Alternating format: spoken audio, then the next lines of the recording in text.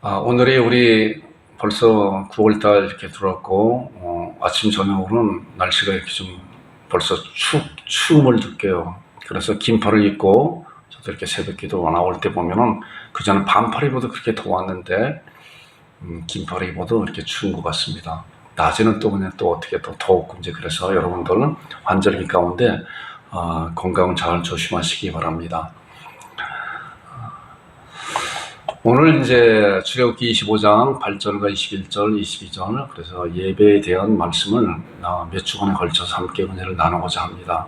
아마 몇 주 전에 우리가 사도신경 강의를 하는 가운데 중간에 예배 위기에 대해서 여러분들 함께 말씀을 통해서 같이 은혜를 나눈 적이 있습니다. 그때 말씀을 나누면서 정말 예배에 대해서 더 좀 구체적으로 더 깊이 여러분들 함께 말씀을 통해서 나눴으면 좋겠다 하는 생각이 그때도 들었고, 그때 여러분들한테 이제 사도신경 강의가 끝나게 되면은 예배에 대한 그런 말씀을 한 최소한도 3주 내지 4주 정도 함께 말씀을 통해서 은혜를 나눠야 되겠다 생각을 하고 있었는데, 지난주에는 이제 우리 기도에 대한 그런 말씀을 함께 나눴습니다. 그래서 사도신경 강의, 사도신경과 기도와 또한 예배와 또 나중에 또 기회가 되게 되면 찬양이라든가 이제 그런 주제적인 그런 말씀을 가지고 함께 말씀을 통해서 은혜를 나누고자 합니다. 그래서 이 목사도 항상 생각하기를 하나님께서 성경을 통해서 어떻게 말씀해 주신 것인가에 대한 우리의 신앙의 그 관점은, 신앙에 가장 관심을 가져야 되는 것은 거기에다가 두어야 돼요. 그래서 하나님께서 말씀을 통해서 어떻게 가셨나, 이런 사모함이 있어야 그런 문제를 가지고 우리가 말씀을 통해서 찾아보려고 하는 그런 의욕이 일어나고, 또 그런 사모함 가운데 하나님께서 성령님을 통해서 말씀을 이렇게 열어주세요. 그리고 열어주셔서 그런 의문에 대한 말씀의 시원한 대답을 가졌을 때, 이것이야말로 정말 이 세상에 어떠한 것보다도 바꿀 수 없는 놀라운 그런 가치 있는 은혜라는 것입니다. 우리가 이러한 것을 사모하는 가운데 하나님 말씀을 통해서 잘 다져지는 여러분들의 되기를 주님의 이름으로 축원드립니다.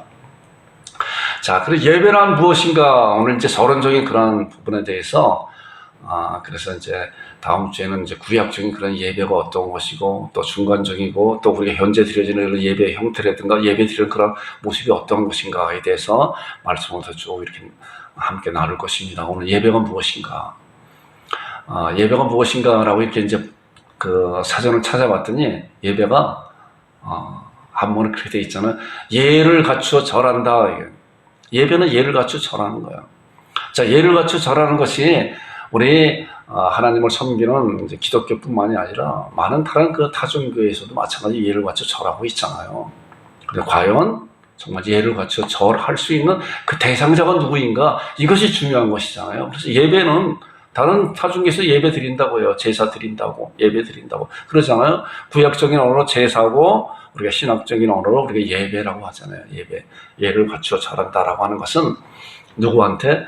살아계신 하나님 앞에, 살아계신 분한테 예를 갖춰 절한다라고 하는 그런 말씀입니다. 자, 마태복음 4장 9절과 10절에 나오는 말씀을 보니까 이제 사단이 예수님께서 40일 동안 금식하고 난 다음에 예수님을 시험했잖아요. 그래서 떡 가지고 시험했고, 또 이제 성전 꼭대기에 올라가서 거기서 뛰어내려라 그런 실험들을 했고, 또한 지극히 높은 산에 올라가서 또 거기서 천하만국을 보여주면서 이제 예수님한테 이제 유혹을 했잖아요.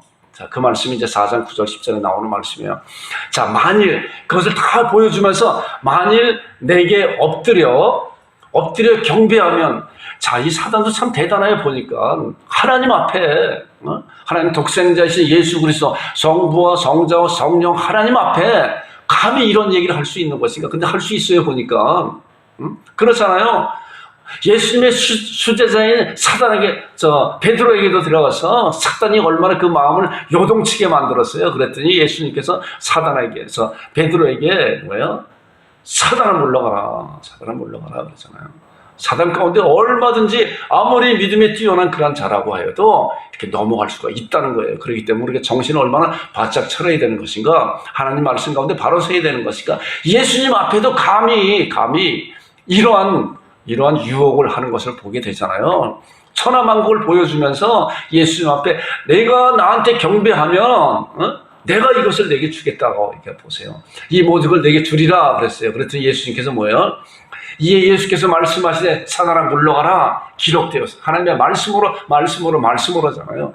자, 하나님의 말씀이 얼마나 놀라운 말씀인가라고 하는 것을 이번 주간에 다시 한번 이제 말씀을 준비하면서 은혜를 받게 돼요. 아모스에 있는 그런 말씀을 보니까 이제 식량이 없어 양식이 없어 줄임이 아니요 또한 물이 없어 가람이 아니고 하나님의 말씀이 없어 기갈이라 이거예요. 그런 거예요. 자, 그러니까 홍수에 물이 없다고 하잖아요. 마실 물이 없다고 하잖아요. 홍수가 난 난리에, 홍수라는 건 뭐야? 물이 너무나도 많은 난리 가운데 물이 없다는 거예요. 먹을 맛이 물이 없다는 거예요. 지금 하나님의 말씀이 얼마나 넘쳐나고 있어요. 그런데 그 넘쳐난 그런 가운데 정말 말씀을 사모하는 자들 그렇게 많지 않다는 거예요. 그 전에 그런 말씀을 이렇게 들은 적이 있어요. 어느 공산 치하에 어느 분이 이제 갔는데 정말 하나님의 말씀을 듣고 싶어서 성경을 갖고 있지 못하게 되잖아요. 그래서 어느 모임에 어떻게 찾아서 가봤대요. 갔더니 사람들이 조용하고 있대요. 그래서 많은 사람들이 모였는데 그러면서 이제 어느 한 분이 이제 강당 같은 그런 데서 이제 설교를 하는데 말씀을 들어보니까 뭐예요? 성경 말씀을 읽어주고 있다는 거예요. 많은 사람들이 그 성경 말씀을 들으려고 귀를 쫑긋하고 조용하게 그 말씀을 듣고 있다는 거예요. 자, 하나님의 성경을 갖고 있을 수가 없기 때문에 말씀을 사모하는 가운데 그렇게 그런 모임에 몰래 가서 하나님의 말씀을 듣는다는 거예요. 정말로 우리가 반대로 이렇게 생각해 볼 때 하나님의 말씀이 없었다고 하면은 과연 우리는 어떻게 살아가야 될 것인가? 갈 바를 알지 못하는 가운데 그렇게 살아갈 수밖에 없는 그런 모양이 아닌 것인가? 라고 하는 거예요. 그런데 이제 믿음에 있는 사람들은 그래도 하나님의 말씀을 듣고 그 말씀대로 따라가려고 준비하고 사모하고 그 말씀대로 실행하려고 그렇게 노력하고 있잖아요, 보니까. 그런데 하나님의 말씀을 믿지 않는 자들은 뭐예요? 성경을 놔두고 세상적인 논리로 모든 것을 판단하고 모든 것을 가려고 할 때 어떻게 불투명 가운데 그렇게 살고 있는 것이잖아요. 그렇기 때문에 하나님의 말씀이 얼마나 중요한 것인가. 이 말씀에서도 보니까 예수님께서 사단에게 기록되었을 때 사단아 하나님의 말씀으로 말미암아 뭐라 그랬어요? 물러가라. 주 너희 하나님께만 경배하라. 다만 그를 섬기라 하였느니라 그랬어요. 그러니까 뭐예요? 경배는 누구한테 하는 거예요? 살아계신 정삼위 하나님한테 하는 거예요. 경배라고 하는 그런 단어, 예배라고 하는 그런 단어는 우리 삼위일체 하나님 앞에만 드려지는 거예요. 아무리 인물이 뛰어난 인물이라고 하여도 그에게 경배합니다라고 써요? 그런 단어 안 쓰잖아요. 어떻게 사람이 사람한테 경배합니다라고 써요? 이 경배라고 하는 그런 단어는, 예배라고 하는 단어는 하나님 앞에만 쓰는 거예요. 여러분들 이런 사실을 잘 알고 정말 내가 하나님 앞에 예배 드리는구나, 하나님 앞에 경배합니다라고 하는 거예요. 자, 지난주에는 이제 기도에 대해서 한 문장으로 기도가 뭐라고 그랬어요? 기도는 구하고 받는 것이라고 그랬죠? 예배는 무엇인가? 예배는. 물론 예배는 이제 다른 여러 가지 그런 말씀이 있는데 오늘은 예배에 대한 말씀, 이제 만남에 대한 그런 말씀을 하는 거예요. 예배는 무엇인가 보세요.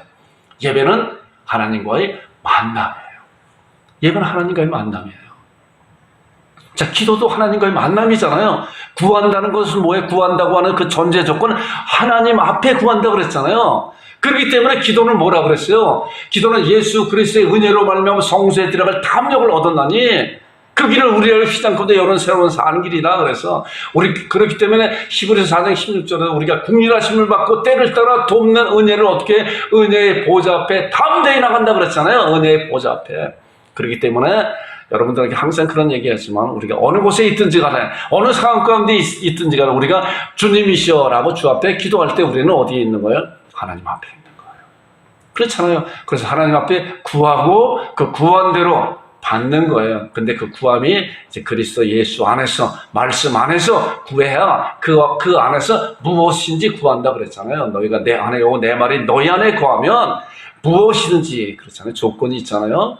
무엇이든지 너희가 내 안에 거고 내 말씀 안에서 어떠한 것인지 구할 때 하나님께서 그 구함에 응답하신다고 그랬어요. 예배는 뭐예요? 하나님과의 만남이에요. 이 목사도 그전부터 이제 예배 가운데 하나님을 만나야 됩니다라고 하는 그런 말씀을 그전부터 목사님도 이렇게 많이 들었어요. 이 만남이 무엇인가? 인간적인 그런 생각 가운데 우리 여기 장로님도 계시지만 장로님과 이렇게 만나는 그런 만남인가? 라고 이렇게 생각이 돼요. 물론 그것도 만남이에요. 그것도 만남이에요. 우리가 눈으로 보고 악수도 하고 하는 그런 만남이 있잖아요. 예배는 하나님과의 만남이에요. 자, 말씀을 통해서 이것이 무엇인가 우리 한번 함께 은혜를 나누고자 합니다. 자, 출애굽기 25장 8절과 오늘 읽은 그 본문에 있는 말씀을 보니까 그 말씀이잖아요. 내가 그들 중에 거할 성소를 그들이 나를 위해 지어라. 이제 하나님께서 모세에게 이제 말하는 거예요.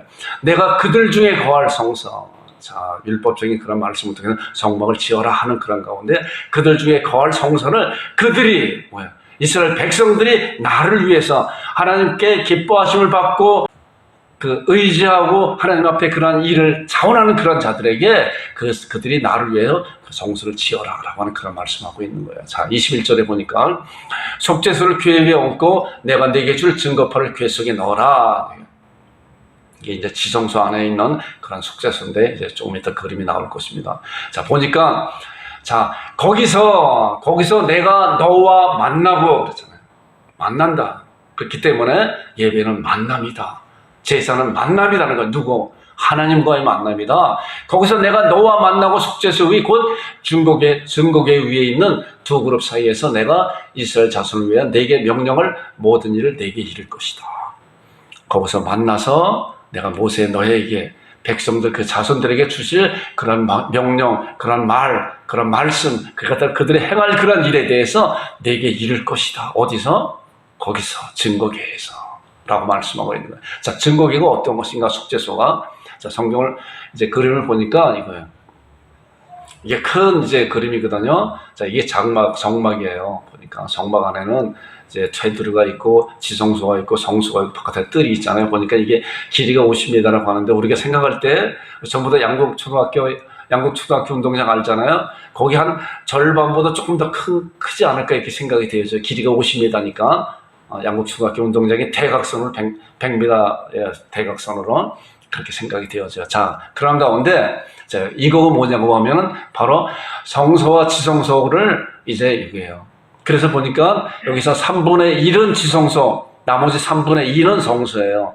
저 가운데 휘장이 하나 이렇게 갈라졌잖아요. 예수님께서 십자가상에서 돌아가실 때 휘장이 위에부터 아래로 쫙 갈라졌다고 그랬잖아요. 이제 앞으로 이 성막에 대한 그런 그 말씀을 함께 언제 기회가 되면은 같이 한번 은혜를 나누고자 합니다. 그때 더 자세히 말씀을 한번 나누겠습니다. 자, 이것은 뭐냐고 하면은 이제 그 지성소 안에 아까 여기 3분의 1 그 지성소 안에 이제 있는 증거궤, 그다음에 속죄소 이렇게 덮어 있는 그런 것입니다. 자, 그다음에 나오는 보니까 대제사장이 1년에 1차씩 이제 지성소 안에 거기는 피 없이는 들어갈 수가 없어요. 그래서 피의 제사를 드리는 그런 모습이에요. 이런 말씀이에요. 자, 이러한 말씀이 이제 이거야. 거기서 그 지성소에서 이제 대제사장이 이제 내가 너와 거기서 만나고 그 다음에 속죄소 위 곧 증거궤 위에 있는 두 그룹 사이에서 내가 이스라엘 자손을 위하여 내게 명령을 모든 일을 내게 이룰 것이다 라고. 이것이 만남이에요. 이것이 만남. 하나님께서 이제 이스라엘 백성들을 만나기 위해서 이제 그 지성소를 성막을 제정해 주시고 성소와 지성소와 만들어 주시고 이제 다 완성이 되니까 이제 출애굽기에 나오는 그런 말씀 보니까 하나님의 영광이 가득하였다 그랬잖아요. 하나님께서 임재하셨다. 그런 말이면 이제 그때부터 이제 이스라엘 백성들이 법궤를 이끌어갈 때 낮에는 구름기둥과 밤에는 불기둥으로 이스라엘 백성을 인도하는 하나님의 임재하신 것 인도하는 그런 것을 경험하면서 하나님께서 약속해 놓으신 그런 가나안 땅에서 향하고 있었잖아요. 자, 이제 보세요. 자, 그럼 하나님과의 그런 만남이라고 하는 것이 과연 어떤 것인가 한번 생각해 보겠습니다. 만남. 아까 이야기한 것 같이 우리 장로님과 제가 이렇게 만나는 그런 만남, 물론 그것도 만남이지만은 하나님과 하나님의 백성들과의 그런 만남이 어떤 것인가. 자, 창세기 3장 9절은 어떤 말씀이냐고 하면은 하나님께서 에덴 동산을 창설하시고 아담과 하와를 거기서 살게 하셨잖아요. 그래서 모든 동산의 모든 걸 네가 다 먹어도 임의로 하고 할 수 있지만은 선악을 알게 하는 나무는 네가 먹지 말아라. 먹는 날은 정령 죽으리라. 그랬는데 결과적으로 사탄의 유혹을 받아서 이 아담과 하와가 하나님의 말씀에 불순종하는 가운데 이제 그 선악과를 먹게 됐잖아요. 먹고 나니까 자기의 부끄러움이 보여지게 되고 남은 짚을 엮어서 침언을 하고, 그리고 이제 하나님께서 동산에 거니시는 죄가 있기 들어오기 전에 이제 아담과 하와는 하나님과 함께 에덴 동산에서 함께 이렇게 동행하는 그러한 것이 있었다고 이렇게 보게 됩니다. 말씀을 보니까 하나님께서 이제 아담과 하와가 범죄하고 난 다음에 에덴 동산을 거니시는 그런 말씀이 이제 3장 8절부터 이렇게 나오는 말씀이거든요. 그랬더니 어땠어요? 아담과 하와가 두려워하여 숨었어요. 그리고 나서 이제 하나님께서 아담과 하와한테 말씀하는 것이 이 말씀이에요. 여호와 하나님이 아담을 부르시며, 자, 아담한테 찾아온 거예요. 부르시며 그에게 이르시되 내가 어디 있느냐. 자, 만남이라고 하는 것은 먼저 우리가 하나님을 찾는 것이 아니라 하나님께서 인간을 찾아오신 거예요. 찾으시는 하나님이시라는 거예요. 자, 창세기부터 이제 아담을 찾으셨잖아요. 그 다음에 나오는 말씀 뭐냐. 자, 창세기 12장에 있는 말씀 보니까 계속적으로 하나님께서 하나님의 일꾼들을 계속적으로 하나님의 백성들을 찾아오세요. 자, 12장에는 아브라함에 대한 말씀이잖아요. 아브라함을 찾아온 그런 말씀을 보게 됩니다. 보니까 여호와께서 아브라함에게 이르시되, 여호와께서 아브라함을 찾아오셔서 아브라함아, 너는 너의 고향과 친척 아비집을 떠나 내가 내게 보여줄 그런 땅으로 가라. 내가 너로 말미암아 많은 민족의 복을 얻을 것이다 라고 하는 그런 약속을 아브라함을 찾아와서 말씀하고 있어요. 아브라함 그 말씀에 순종해서 자기의 본토 친척 아비집을 떠났잖아요. 하나님의 약속된 말씀을 붙잡고 떠나가게 되는 건데, 그 약속된 말씀은 뭐예요? 하나님이 먼저 아브라함을 찾아왔어요. 자, 그 다음에 이제 모세, 물론 이제 여러 가지 많은 노아라든가 많은 그런 믿음의 선지자들 다 하나님께서 찾아와서 그들에게 말씀을 해주셨죠. 다 찾아볼 수는 없지만은 이제 모세에 대한 말씀 뭡니까? 모세가 떨기나무 가운데 이제 불이 붙고 이제 그랬잖아요. 그 가운데 하나님께서 모세를 부르시는 장면이 이 말씀이에요. 여호와께서 그가 보려고 돌이켜 오는 것을 보신지라 하나님의 떨기나무 가운데서 그를 불러 이르시되 모세야 모세야 하시매. 자, 하나님이 누구를 불렀어요? 모세를 불렀어요. 하나님이 먼저 찾아오신 거예요. 아담을 찾아오셨고 아브라함을 찾아오셨고 모세를 찾아왔어요. 그리고 그들을 불렀다는 거예요. 자, 그 다음에 이제 마태복음 4장 19절에 있는 말씀은 이제 예수님께서 제자들을 찾아오잖아요. 이 세상에 오신 하나님의 아들이신 예수 그리스도께서 이제 제자를 부르는 말씀이야. 4장 19절에 보니까 말씀하시되 뭐예요? 나를 따라오너라. 내가 너희로 사람을 낙론하고 되게 해줄 것이다 라고 말씀하고 있어요. 계속적으로 이제 나를 따라오너라 찾아와서, 하나님께서 찾아와서 백성들에 찾아와서, 마찬가지로 우리들에게도, 우리가 죽은 자들에게도 하나님께서 우리를 찾아와서 우리를 살려주고 이제 믿음으로 하나님으로 고백하게 하는 그런 믿음의 사람들로, 하나님의 자녀로 삼아주신 거예요. 자, 이제 오순절에 이제 예수 그리스도께서 십자가 구속의 은혜를 완성시키고 부활 승천하시고, 그리고 이제 오순절에 성령께서 이 세상에 오셨잖아요. 찾아오셨잖아요. 성령께서. 그 말씀이 이 말씀이잖아요. 오순절 날에 이미 이름에 그들이 다 같이 한 곳에 모였더니 호련히 하늘로부터 급하고 강한 바람 같은 소리가 있어 그들을 앉아 온 집에 가득하며, 이제 성령님께서 이 세상에 찾아오신 거예요. 성령께서. 자, 성령님이 이 세상에 오신 것은 뭐예요? 예수 그리스도가 주가 그리스도가 되게 하셨다고 하는 그런 분명한 사실을 이제 성령님을 통해서 말씀하고 있는 거잖아요. 제자들에게 힘하시고, 그때부터 지금까지 하나님의 백성들은 그 안에 성령님이 함께 하시는 놀라운 은혜가 있다는 것이 우리에게 찾아오셨다는 것입니다. 이것이 만남이에요. 자, 그 다음에 나오는 말씀 보니까, 자, 고린도전서 3장 16절에 있는 말씀은 너희가 하나님의 성전인 것과 하나님의 성령이 너희 안에 거하시는 걸 알지 못하느냐. 바로 믿음의 자녀들에게 말씀하고 있어요. 너희 안에 성령께서 와 계시다. 너희가 하나님의 성전이, 성령님이 와 계신 것, 너희들이 이제 성전이다. 아까 보니까 구약적으로 이제 봤을 때 성소와 지성소가 있어서 하나님께 거기 임재하시잖아요. 이제 신약적으로 이것은 나중에 다 이제 말씀드릴 거지만은 지금 다 이거 자세히 말씀드리지 못하지만은 이제 예수 그리스도로 말미암아 구약적인 모든 율법이 실체로서 오신 예수 그리스도로 말미암아 완성시켜 놓으셨잖아요. 그렇기 때문에 이제 예수님은 뭐예요?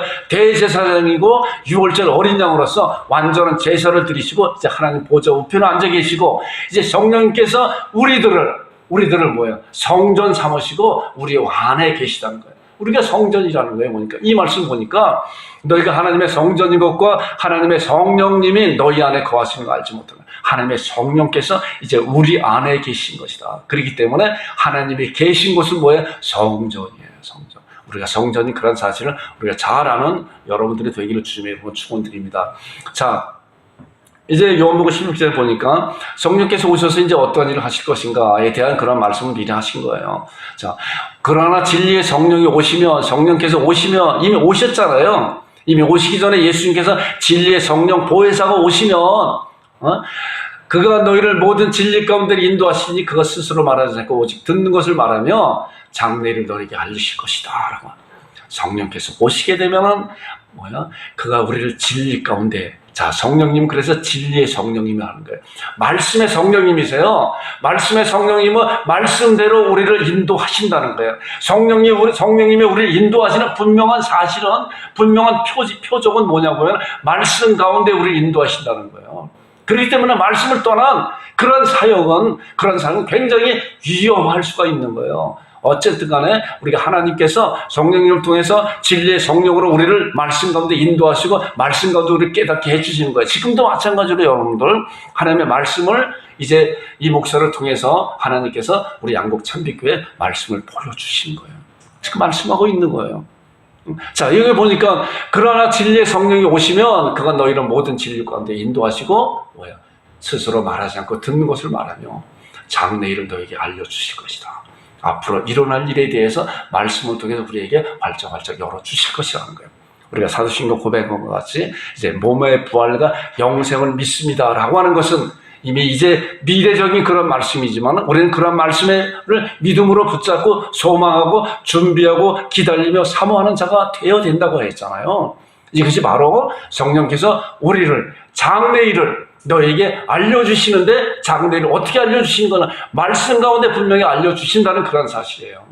이런 사실을 잘 아는 여러분들의 되기를 주님의 이름으로 축원드립니다. 자, 요한복음 4장 20절, 23절과 24절은 우리가 아주 유명한 그런 말씀이잖아요. 자, 보세요.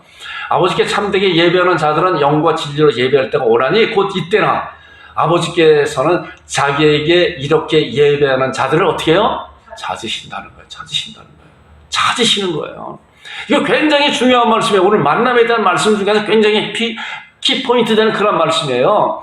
자, 아버지께 참되게 예배하는 자들은 영과 진리를 예배할 때가 오나니 곧 이때라 아버지께서는 자기에게 이렇게 예배하는 자를 찾으시느냐.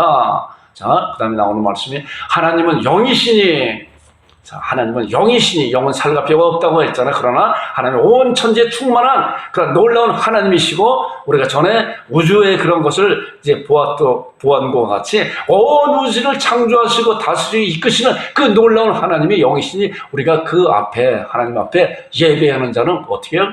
영과 진리로 성령님으로 말미암아 거듭난 영이 이제 뭐예요? 성령님으로 말미암아 이제 하나님의 그 놀라운 그런 사실을 우리들에게 깨닫게 해주고 그분께 예배하는 것이다라는 거예요. 자, 그러니까 우리가 지금 예배하는 것은 이제 그러한 자들을 하나님께서 예배를 찾으신다 그랬잖아요.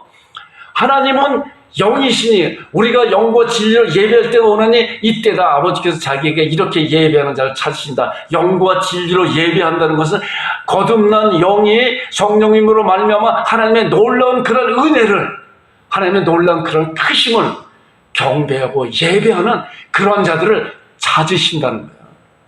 자, 이제 다음에 나오는 말씀은 굉장히 또 중요한 말씀이에요. 이와 연결된 그런 말씀인데 우리가 이미 잘 아는 말씀이야. 히브리서 11장이죠.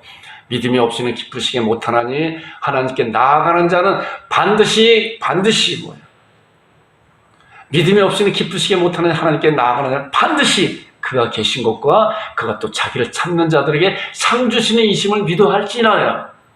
자, 이제 하나님께서 영과 진리로 예배를 찾으신다고 했는데, 예배 가운데 하나님의 영이시니 예배하는 자들이 영과 진리를 예배할지니 하나님 이렇게 예배하는 자들 찾으신다 그랬는데, 그런 찾으시는 하나님, 제가 하나님의 찾는 그런 자입니다 라고 우리는 예배 가운데 나와서 이런 말씀을 가지고, 자, 믿음이 없이는 하나님을 기쁘시게 못하나니 하나님께 나아가는 자는 반드시, 하나님 앞에 예배하는 자들은 반드시 뭐예요? 그가 계신 것과 그가 또 자기를 찾는 자들에게, 아까 보니까 영과 진리로 예배하는 자를 찾는다 그랬잖아요. 우리 그런 말씀에 약속된 그런 말씀을 듣고, 하나님이 영과 진리로 예배하는 자들을 찾는구나.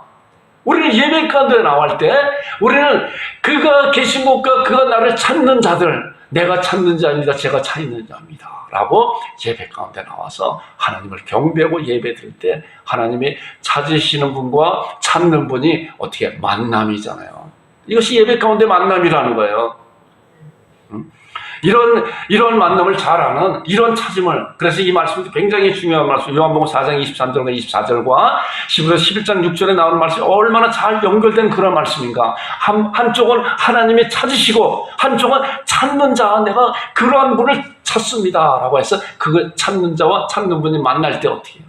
놀라운 일이 있는 거잖아요. 자, 이제 다음에 쭉 나오는 이제 그런 말씀도 보겠습니다.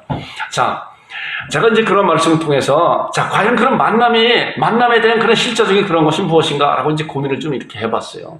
하나님은 어떻게 그런 거에 대해서, 우리는 때로는 그래요. 자기가 경험한 것을 말로 다 표현할 수가 없어요. 어떻게 설명할 수가 없어요. 그럴 때가 얼마나 많은지 몰라요. 그러면서 이런 것을 생각을 해봤어요. 하나님께서 이제 두 아들, 한 아버지와 두 아들, 탕자의 비유라고 하잖아요. 그런 말씀을 통해서 이 말씀을 조금이나마 이렇게 열려주시는 것 같아요. 자, 누가복음 15장에 나오는 말씀, 우리가 너무나 잘 아는 탕자의 비유된 그런 말씀이잖아요. 한 아버지의 두 아들이 있는데, 두 아들 가운데 둘째 아들이 이제 자기 재산을 달라고 해서 이제 집을 나갔잖아요. 아버지 떠나갔잖아요. 떠나갔어도 여전히 그런 아버지와 아들과의 관계잖아요. 집에 있는 큰아들도 아버지와 아들과의 관계고, 떠나갔어도 아버지와 아들과의 관계라 그랬잖아요. 그러나 상황이 달라요. 상황이 달라요. 이는 가서 뭐예요? 호랑방탕하게 그 많은 재산을 다 없애버리고 나중에는 돼지치는 그런 저기에서 쥐염 열매도 없어서 배 골아 죽다가, 그러다가 이제 아버지께로 돌아가게 되면 아버지 집에는 품꾼들도 풍족하다. 나는 이제 아들이라 칭함을 받기 원하는 것이 아니라 그냥 품꾼을 하나로 써달라고, 그리고 아버지 집에 돌아오잖아요, 그가. 그랬을 때 아버지는 날마다 그 둘째 아들을 기다리고 있었잖아요. 그러다가 멀리서 오는 그런 것을 보고 아버지가 자기 아들인 것을 금방 알게 되잖아요. 매일같이 기다리고 있었으니까 나갈 때 그 모습과 들어올 때 모습은 완전히 다른 그런 모습이지만은, 그래서 그 아버지가 정말 뛰어가서 그 아들을 덥석 안고 그랬잖아요. 그리고 그 아들은 아버지한테 나는 아들이라 이런 칭함을 할 수가 없습니다 라고 하였을 때 무슨 말이냐.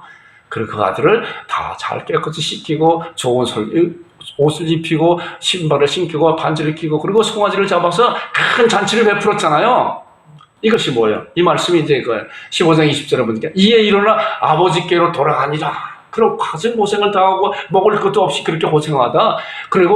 그런데 이제 뭐예요? 아직도 거리가 먼데 아버지가 그를 보고 추근히 여겨 달려가 목을 안고 입을 맞추고 큰 잔치를 베풀었죠. 자, 이 아들은 뭐예요?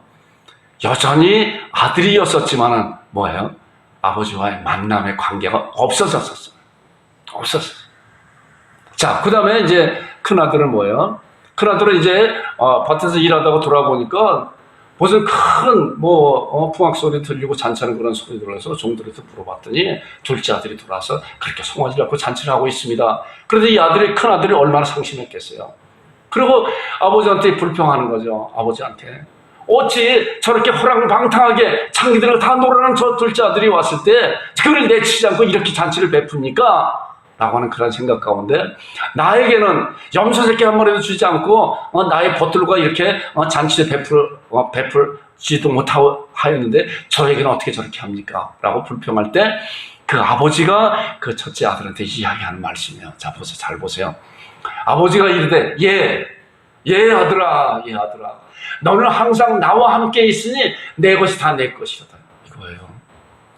이런 말씀을 보면서 이게 만남이다. 하나님과의 그런 만남이다. 둘째 아들은 만남이 깨졌었잖아요. 아버지와 자녀의 그런 관계 가운데서도 만남이 깨질 수가 있어요. 자, 우리가 하나님 앞에 기도하는 것도 마찬가지로 우리가 기도하지 아니하면 하나님께서 얼마든지 베풀어 주신 놀라운 잔치가 있음에도 불구하고 그 잔치를 우리는 먹을 수가 없는 거예요. 마찬가지로 하나님 앞에 예배드리는 그런 예배도 이제 하나님 앞에 이러한 신앙을 가지고 이러한 신앙을 하나님 앞에 드려지는 그런 예배를 하나님은 찾으시고 우리는 그 찾으시는 그 하나님 앞에 우리가 경배와 찬송과 예배를 드릴 때 이것이 하나님과의 그런 만남이라는 이것이 예배의 만남이에요. 예배의 만남이에요. 오늘 이 만남에 대한 그런 말씀만 이렇게 짧게 이렇게 같이 나눈 것입니다. 나누고 있는 것입니다. 자, 첫째 아들은 뭐야? 그 아버지와 여전히 그 만남 가운데 누리고 살고 있었잖아요. 그런데 잠깐 그런 섭섭한 가운데 그런 이야기를 했을 때 그 아버지가 이야기하는 것이 예 아들아 너는 항상 나와 함께 있으니 내 것이 다 내 거다. 나중에 둘째 아들도 너도 이제 항상 나와 함께 있으니 내 것이 다 내 거다라고 하는 거예요. 우리는 어때요? 갈라디아서 3장 29절에 나오는 말씀이죠. 예수 그리스도로 말미암아 구원받은 자들은 아브라함의 자손이요 약속대로 유업을 이을 자라는 거예요. 우리가 유업을 이을 자, 하나님의 유업을 이 아버지가 이야기한 것 같이 예 아들아 너는 나와 항상 있으니 라고 말씀하고 이러한 놀라운 복을 우리들에게 주는 거예요. 하나님과의 그런 만남 관계를 지속적으로 영위하고 있는 자들에게. 자, 과연 이런 만남의 그런 또 구체적으로 우리 삶 가운데 어떤 것인가 보세요. 요한복음 15장 5절 지난 주간에도 이제 말씀을 기도 가운데 이 말씀을 같이 나눈 적이 있습니다. 나는 포도나무에 너희는 가지라 그가 내 안에 내가 그 안에 있으면 이 사람은 과실을 많이 맺나니 나를 떠나서 너희가 아무것도 할 수 없습니다. 자, 내가 내 안에 있고 내가 너 안에 있으면은 이 사람을 과실을 많이 맺는 절로 열매를 맺는 것이다. 이거 굉장히 중요한 말씀이에요. 여전히 우리는 주님의 자녀이면서도 탕자와 같이 멀리 떠나 있는 자는 하나님과 아버지와 자녀의 관계는 변치 않지만은 그 만남의 관계는 어그러진 거잖아요. 우리도 마찬가지로 하나님의 자녀이면서 주님 안에 거하지 아니하면은 아무것도 못 한다는 거예요. 물론 이 아무것도 못 한다고 하는 것은 세상적으로 얼마든지 많은 것을 쌓을 수가 있어요. 그러나 하나님 보시기에 아무것도 아니라는 거예요. 우리 이런 사실을 잘 알아야 돼요. 그렇기 때문에 우리는 주님 안에 거하는 것이 무엇이고 주님 안에서 행하는 것이 어떠한 것인가 우리는 잘 관심을 가지고 볼 줄 알아야 돼요. 그래서 지난 주간에도 이 말씀을 봤어요. 요한일서 3장 24절에 주님 안에 거하는 것이 무엇인가 보니까 말씀을 지키는 자라고 그랬잖아요. 그의 계명을 지키는 자는 주 안에 거하고 주는 그 안에 거하나니 이게 뭐예요? 우리에게 주신 성령님으로 말미암아 그가 우리 안에 거하실 우리가 아느니라. 성령께서 정말 주 안에 거하고 자 성령의 진리의 성령이시기 때문에 하나님의 말씀 안에 지키는 그런 가운데 있을 때 내가 그 말씀을 잘했다고 우리에게 칭찬을 불러일으키고 우리가 주 안에 거하는 그런 사실을 우리에게 깨닫게 해준다는 거예요. 자, 그 다음에 나오는 말씀 보니까 나의 계명을 가지고 지키는 자라야. 자, 말씀은 계속적으로 주의 계명이 뭐예요?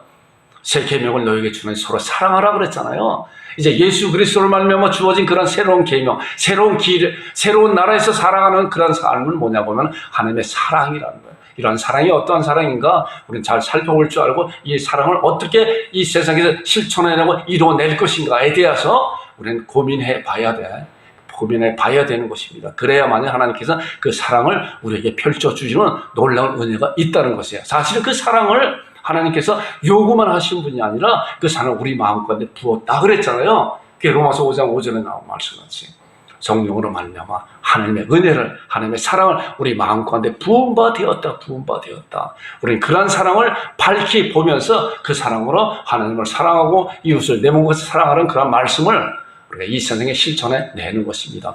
자, 나의 계명을 가지고 지키는 자는 나를 사랑하는지 사랑하는 자니 나를 사랑하는 자는 내 아버지께 사랑을 받을 것이요 나도 그를 사랑하여 계명을 지키는 자는 그에게 나를 나타내리라.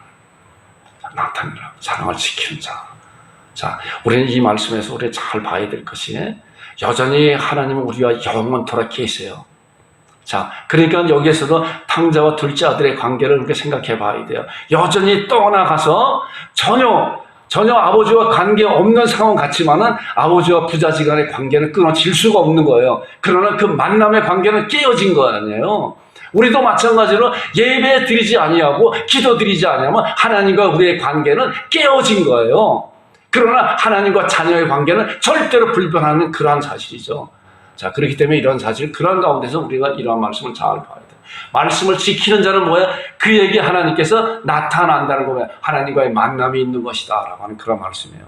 자, 마태복음 18장에 나오는 말씀이 이제 기도에 대한 말씀인데, 자, 진실로 다시 너희에게 이르노니 너희 중에 두 사람이 땅에서 합심하여 무엇이든지 구하면 하늘에 계신 내 아버지께 그들을 위해 이루게 하시리라.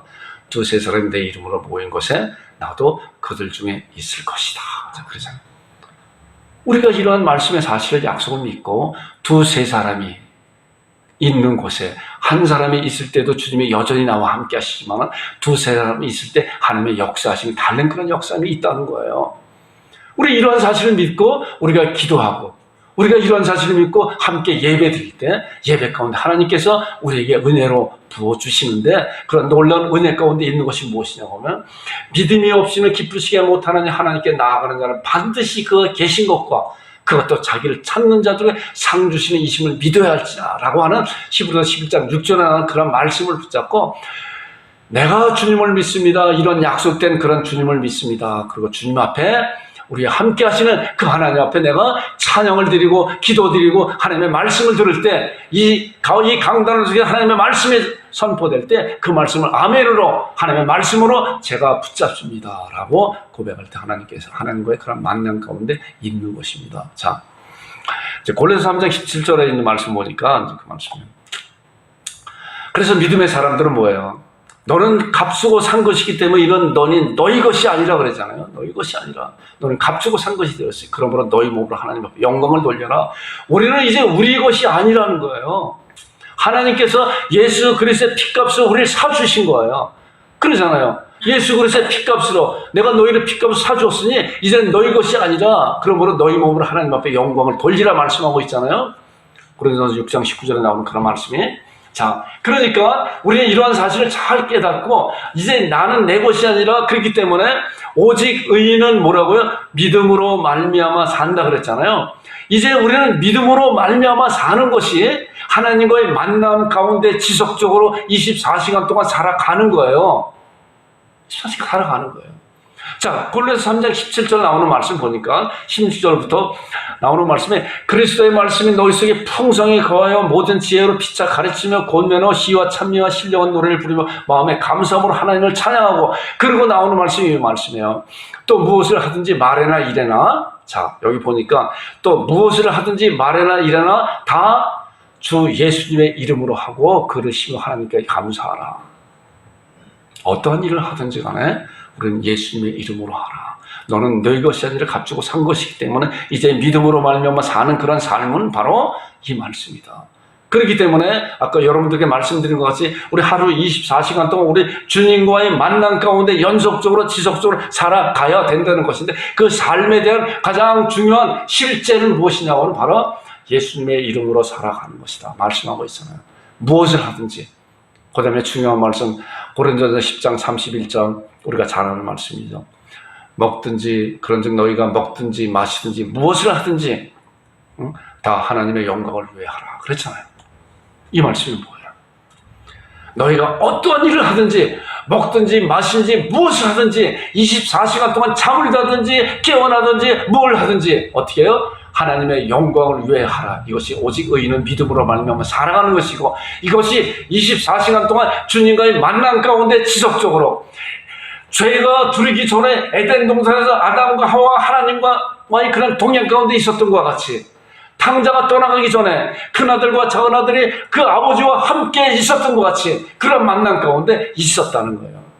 우리는 이런 사실 가운데 우리가 하나님과의 그런 만남 가운데 각자 흩어져 살고 있는 가운데 있다가 정해진 시간에 또한 정해진 날짜에 한 곳에 모여서 각자 만남에 대한 그런 만남을 통해서 이제 하나님 앞에 예배 드리는 그런 놀라운 개인적으로 드려지는 그런 예배도 있지만 연합적으로 교회적으로 드려지는 그런 놀라운 그런 은혜도 있다고 하였잖아요. 우리가 이러한 사실을 잘 알고 정말 하나님과의 만남이 예배가 하나님과의 그런 만남이구나. 이런 만남에 대한 그런 단어를 여러분 잘 이렇게 지금 말씀드린 것 잘 이해하고 우리가 예배드리 나올 때 하나님의 나를 찾으시는구나. 그리고 나는 주님을 찾았습니다. 주 앞에 경배드립니다. 하는 그러한 간절함이 있을 때 우리는 예배의 소홀함이 있을 수가 없는 거예요. 준비하고 기다리고 경건함으로 때로는 정말 열정적으로 하나님을 찬양할 수 있고 경배드릴 수 있고, 그리고 때로는 조용한 가운데 주님께 경배할 수 있는 그런 것이, 이것이 하나님 앞에 드려지는 만남의 중요한 그런 것이라 볼 수가 있습니다. 여러분들과 제가 그런 자들이 되기를 주님의 이름으로 축원드립니다. 자, 이제 성찬 있겠습니다.